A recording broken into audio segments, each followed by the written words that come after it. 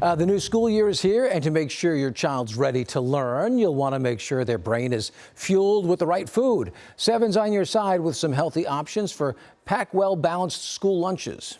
When the kids head back to school, they'll need more than pencils and paper.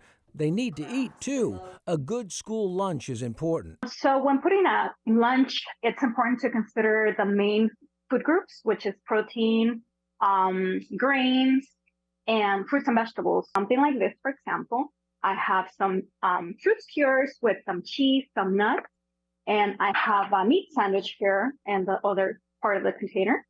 So it's a complete meal. If you're not using a cooler or an ice pack, remember to stick to non-perishables like peanut butter and jelly, maybe some trail mix and some dried fruit.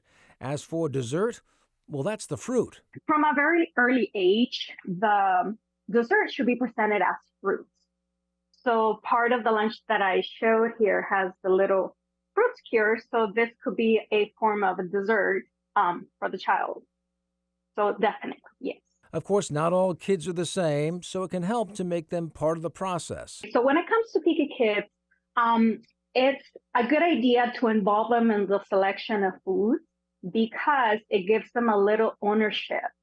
So when it comes to packing the stuff, it increases the likelihood that they're going to actually eat what you're packing. And don't forget the snacks. So normally for small children, because they're growing, and children that are in sports, it's recommended to give them about 2 snacks a day in between meals.